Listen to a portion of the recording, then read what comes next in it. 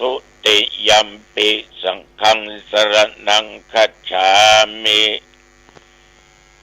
ตติยัมปิพุทธังสรณังคัจฉามิตติยัมปิธัมมังสรณังคัจฉามิตติยัมปิสังฆังสรณังคัจฉามิปานาติปาตาเวระมณีสิกขาปะทังสมาธิยามิอะตินนาตนาเวระมณีสิกขาปะทังสมาธิยามิกาเมสุมิจฉาจาราเวระมณีสิกขาปะทังสมาธิยามิมุสาวาทาเวระมณีสิกขาปะทังสมาธิยามิสุราเมรยมัจจปมาตฐานาเวระมณีสิกขาปะทังสมาธิยามิอิมานิปัญจสิกขาปทานิสีเลนะสุขติงยันติสีเลนะโภคสัมปทา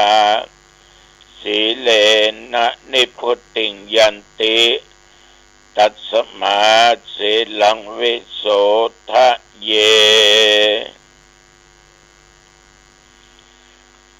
อิติปิโสภะคะวะอะระหังสัมมาสัมพุทโธวิชชาจารณะสัมปันโนสุขโตโลกวิโตอนุตตโรปุริสธรรมสารถิ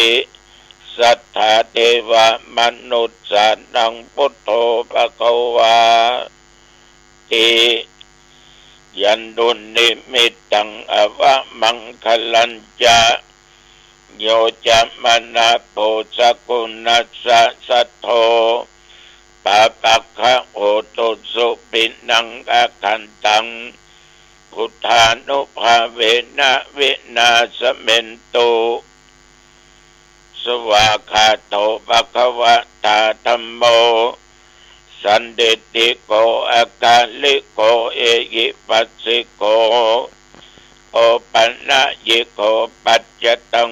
วิทัพโพวินโยหิติยันดุนิมิตตังอวะมังคลัญจาโยจามนาโพสกุณัสสะสัทโธ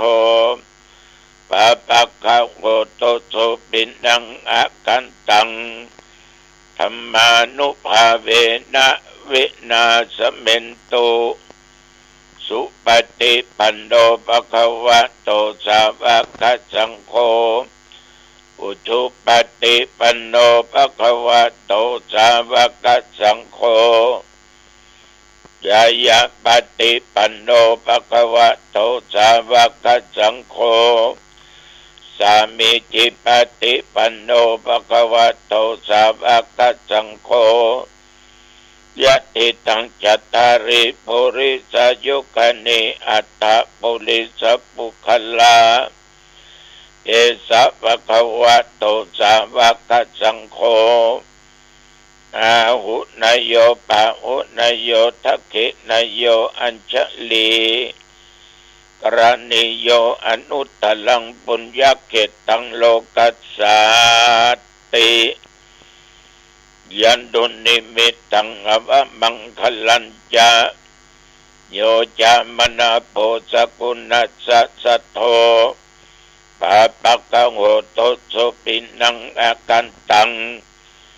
สังฆานุภาเวนะวินาสเมนตุโพชังโฆสติสังฆโตธัมมานังวิจโยตถา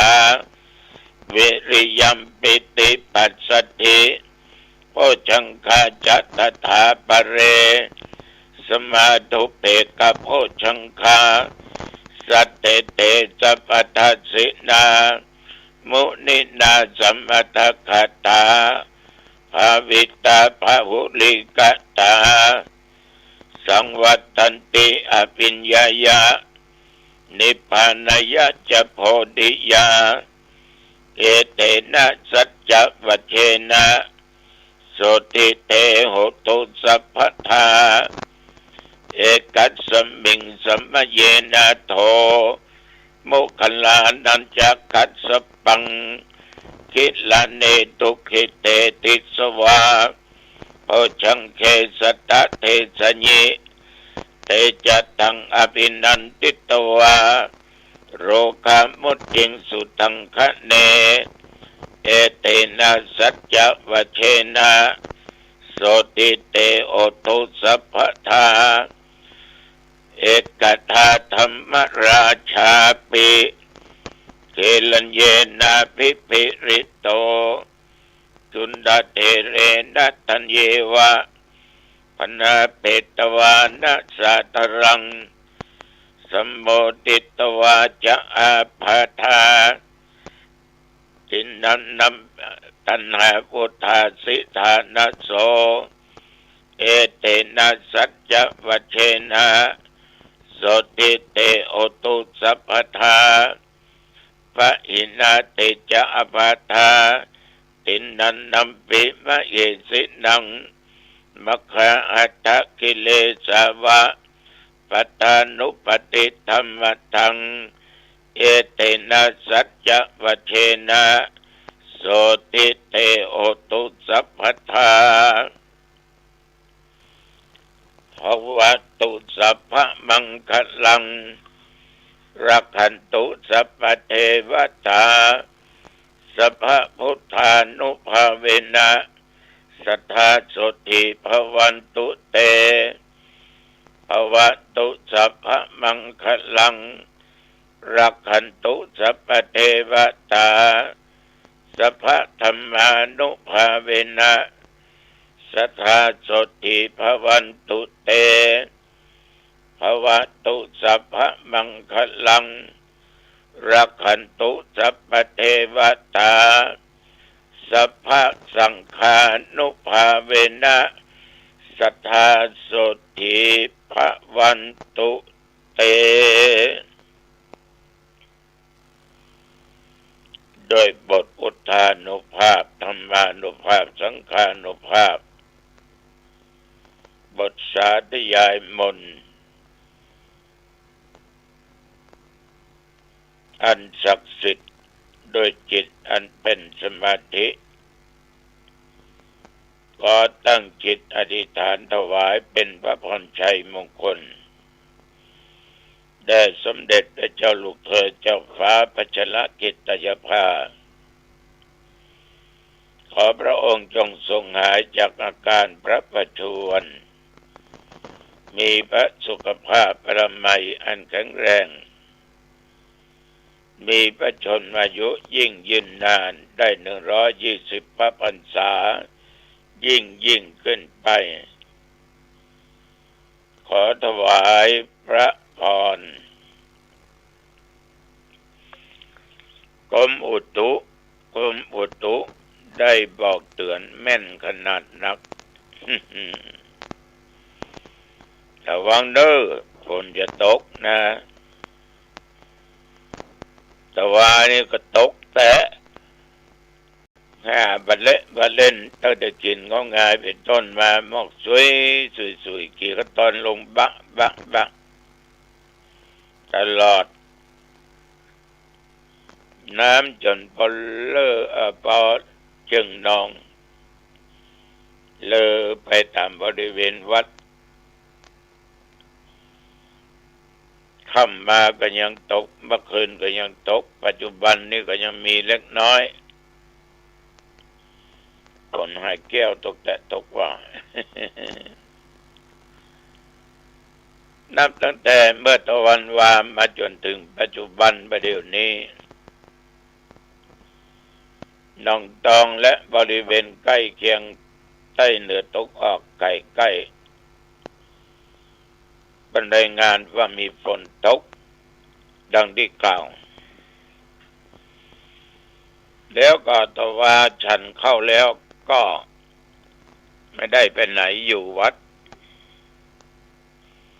ตึงเข้าเจ้าตึงเข้าตอนเนาะจนแรงมาก็ออกกำลังกายแล้วก็ฝนก็ตกวันยังค่ำออกกำลังกายเสร็จก็ปรงผมขูดหัวแล้วก็อาบน้ำอาบผ้าทุ่มกว่าก็ออกไปเทศน์ในงานเข้ากรรมของปัจจาบ้านประมากปัจจาอยู่ในเขตขุนคงแต่วัดสถาอยู่เขตตำบลบ้านแหวนปัจจานี้ได้ญาติโยมไปหมู่บ้านถวายตั้งจะปะคือเปิดแปลงหัวแปลงประตูสูงแมะกับร้านเซเว่นนะเอาญาติโยมว่าไปถึงฝนลงบะถูกได้เอาจ้องเอาล่มมาหับกันเข้าไปถึงสาธุเจ้าออดก็รายงานแล้วหลวงปู่ครับคืนนี้ไม่ได้นอนแล้วครับนอนไหนนอนศาลาครับน้ำง่วงหมดฝนมันตกนึกตั้งแต่วัดว่าศรัทธาคงมากันแล้วก็เพราะว่าแต่ละบัดก็ตั้งใจจะทำพระป่าไปตอดฝนตกก็เลยมีไปยังมีญาติโยมไปท่านั่งฟังเทศน์ฟังธรรมเป็น40 กว่าคนมีตุเจ้าจำวัดอยู่5 เน้นจุดประสงค์ของเพิ่นเนี่ยเพื่อจะแปลงศาลาขยายอาคารที่ไว้ปราสาทโดยญาติโยมบรรยากาศในการฟังเทศน์เป็นไปด้วยความเรียบร้อยชื่นมื่นดีอกดีใจมีความสุขในการฟังเทศน์ฟังธรรมตุเจ้าก็มีความสุขตัวใช้เวลาอยู่ประมาณ45 นาทีก็จบคือแล้วนี่ปัจจัยยอดกันเทศยกเพิ่นหมดบุรณะปัจจาไปเหี่ยวคือตุเจ้าตั้งสัจจะไว้มึนละงานศพงานซากของตุเจ้าถ้าเกิดในอำเภอหางดงได้รับนิมนต์เทศต้องหอมหมดหอมส่วนตัวหอมยอดกินตาลกันเทศหมดเข้ากรรมที่ไหนไปเทศจะหอมหมดแล้วก็นอกจากนั้นถ้าไปต่างอำเภอก็จะไปหอมแต่พระถวายปัจจัยก็เก็บไว้ไปกินไว้ตานงวดหน้ามันก็เป็นการเสริมสร้างบารมีแก่ตัวเองใจวดนะทำมาตลอดในรูปแบบนี้ท่านทั้งหลายบรรยากาศถึงฝนจะตกอย่างใดก็มีญาติโยมตั้งใจฟังกันอุณหภูมิตะวันนี่33ปัจจุบันนี่17สังคมเราเนี้ยถ้าอยู่ด้วยกันถ้อยทีถ้อยอาศัยซึ่งกันและกันมีความอักมีความปรารถนาดีต่อกันบ่แย่งบ่แก่งและบ่ชิงดีชิงเด่นกันบ่ข่มเหงเต็งเต็กกันประการสำคัญต้องมีเมตตาธรรมดังที่กล่าวไปเมื่อต้นว่ามุทิตาก็เป็นกรุณาธรรมก็เป็นสิ่งสำคัญเพราะว่าคนเราเนี่ยถ้ามีจิตใจที่อินดูการเปิ้นลำบากลำบนทุกข์ยากอับจนมีปัญหา ก็ได้ช่วยเหลือจุนเจือบอกว่าสัตว์และมนุษย์สมมติว่าเอาเดินทางไปปะสัตว์กำลังได้รับการทรมานทรกรรมเอาก็สามารถไปปลดปล่อยเขาอย่างก็ได้เป็นอิสระก็เป็นสุขฉะนั้นญาติโยมอยู่ด้วยกันนี่ต้องมีความจุนเจือช่วยเหลือซึ่งกันและกันติฆะสามเณรเนาะเป็นลูกศิษย์ของพระมหาสารีบุตรชีวิตตัวเองว่า7 วันจะต้องมรณะต้องตายลาพระอาจารย์ไปไปถึงกลางต้งกลางนาไปปะสะบวกน้ำมันก็ยังแห้งขอดอยู่แล้วปากก็ดิ้นกระเดียวสามเณรก็เกิดเมตตาธรรมอินดูอย่างมาตุกอันบล่ำบเหลือก็เลยใจกรุณาธรรมโคตรภายบุญเอาป่านั้นกอบเอาป่าไปปล่อยที่สระที่มีน้ำป่าก็รอดชีวิตไปถึงบ้านโยมพ่อโยมแม่ญาติพี่น้องก็พามากั้งจัดน้ำจัดอย่างเบอร์สามเณรหมดเที่ยงคืนก็บัดตายบ่ายก็บัดตายเจ้ามันก็ยังบัดตายนั้นด้วยอานิสงส์ในการที่ได้ปล่อยป่าท่านทั้งหลายต้องมีเมตตาธรรมมีกรุณาธรรมในเรื่องของพรหมวิหารเนี่ยเพื่อเป็นการที่ได้ช่วยเหลือคลายทุกข์เพื่อแก่เพื่อนพ้องมิตรแก้วสหายทั้งหลายอยู่ด้วยกันจะไปอิจฉาริษยากันคนนั้นได้ดิบได้ดีก็ยินดีเปิ้นถูกหวยก็ยินดีเปิ้นค้าเปิ้นขายเปิ้นร่ำรวยขึ้นมาก็ยินดีกับเปิ้นได้ยศถาบรรดาศักดิ์ได้เลื่อนตำแหน่งก็ยินดีกับเปิ้นไปอิจฉาริษยามีจิตใจติงหายินดีกับผู้ที่เป็นได้รับความสุขได้รับสมบัติแล้วก็ต้องการหรือเขาเนี่ยได้เสวยทรัพย์สมบัตินั้นไปตลอดใจว่าเอชาบเอแจ้งอิจฉาริษยาเปิ้นขาดคุณธรรมอย่างขนาดหนักบางสิ่งบางอย่างก็ต้องเฉยเมยคืออุเบกขาวางเฉยบ่ดีใจบ่เสียใจเมื่อหันเปิ้นก็ว่าลูกเต้าถึงแก่ความวิบัติช่วยก็ช่วยเต็มที่ละมาถึงอย่างอันมาก็ไปยึดมั่นว่ามีอุปทานทำใจเป็นกลางก็คืออุเบกขาความวางเฉยยินดียินร้ายแต่ว่าใช้ปัญญาพิจารณาเอาผลเอาเหตุที่มันเกิดมาเป็นผลอย่างนั้นอย่างนี้อันนี้ญาติโยมเป็นการปฏิบัติในพรหมวิหารธรรม 4เมตตากรุณามุทิตาอุเบกขาก็ญาติโยมมันเป็นธรรมะของผู้ใหญ่เขาเป็นผู้หลักผู้ใหญ่เป็นพ่อเป็นแม่เป็นครูบาอาจารย์แม้จะได้ผู้น้อยเคารพเชื่อมั่นนั่นก็อยู่ที่ธรรมะเอาพระพุทธเอาพระธรรมเอาพระสงฆ์เอาเมตตากรุณามุทิตาเบกขามาเป็นอารมณ์ในด้านจิตใจคนเราถ้าหากว่าใจดีอย่างแต่คนเมียงเต็งเต็กไปมีแต่ความอักมีแต่ความเอื้ออารีอยู่กับสังคมในสังคมนั้นก็เป็นสุข อีฝากกับญาติกับโยมเนอเอาละพอสมควรแก่เวลาอายุวันโนสุขังพลังพบกันใหม่